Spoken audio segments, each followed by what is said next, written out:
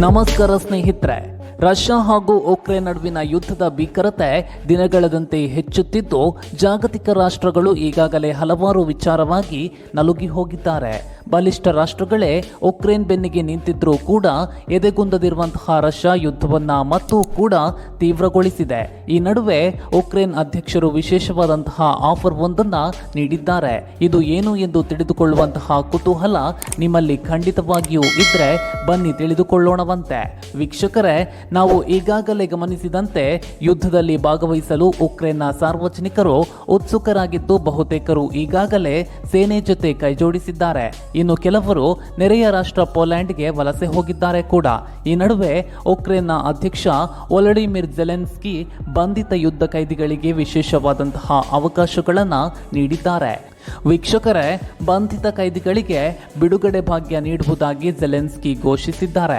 ಇದರೊಂದಿಗೆ ಹಲವು ನಿಬಂಧನೆಗಳನ್ನು ಉಕ್ರೇನ್ ಅಧ್ಯಕ್ಷರು ವಿಧಿಸಿದ್ದು, ಬಿಡುಗಡೆಗೊಂಡಿರುವಂತಹ ಯುದ್ಧ ಖೈದಿಗಳು ಉಕ್ರೇನ್ ಸೇನೆ ಜೊತೆ ಕೈಜೋಡಿಸಿಕೊಂಡು ಉಕ್ರೇನ್ ಪರ ಹೋರಾಡಬೇಕೆಂಬ ಷರತ್ತನ್ನ ಕೂಡ ವಿಧಿಸಿದ್ದಾರೆ. ಹೌದು ವೀಕ್ಷಕರೇ, ಈ ಕುರಿತು ವೊಲಡಿಮಿರ್ ಝೆಲೆನ್ಸ್ಕಿ ಸ್ಪಷ್ಟಪಡಿಸಿದ್ದಾರೆ.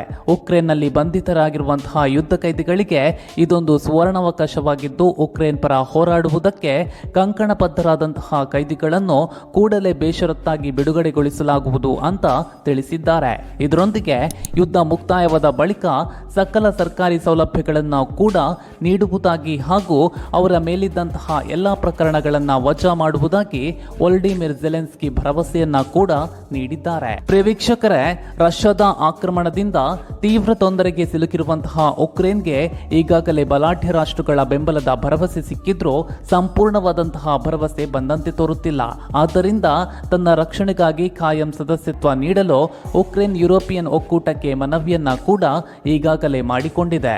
ಸ್ನೇಹಿತರೆ, ಈಗಾಗಲೇ ರಷ್ಯಾ ಸೈನಿಕರಿಗೆ ಉಕ್ರೇನ್ ಅಧ್ಯಕ್ಷರು ಪ್ರಾಣ ಉಳಿಸಿಕೊಳ್ಬೇಕಾದ್ರೆ ಯುದ್ಧವನ್ನ ಸ್ಥಗಿತಗೊಳಿಸಲು ಎಚ್ಚರಿಕೆಯನ್ನ ಕೂಡ ನೀಡಿದ್ದಾರೆ. ರಷ್ಯಾದಾದ್ಯಂತ ಬಲಿಷ್ಠ ರಾಷ್ಟ್ರದ ಸೈನ್ಯದ ಆಕ್ರಮಣದ ವಿರುದ್ಧವೇ ಸಮರ್ಥವಾಗಿ ಎದುರು ನಿಂತಹ ಉಕ್ರೇನ್ ಅನ್ನ ಅಮೆರಿಕ, ಆಸ್ಟ್ರೇಲಿಯಾ, ಬ್ರಿಟನ್ ಹಾಗೂ ಜರ್ಮನಿ ಸಹಿತ ಬಲಿಷ್ಠ ರಾಷ್ಟ್ರಗಳು ಕೊಂಡಾಡಿವೆ. ಇದರಿಂದ ಉಕ್ರೇನ್ಗೆ ಮತ್ತಷ್ಟು ಸ್ಫೂರ್ತಿ ದೊರೆತಂತಾಗಿದ್ದು, ಯುದ್ಧದಲ್ಲಿ ಹೆಚ್ಚು ಉತ್ಸಾಹದಿಂದ ಹೋರಾಡುವುದಂತೂ ನಿಶ್ಚಿತ.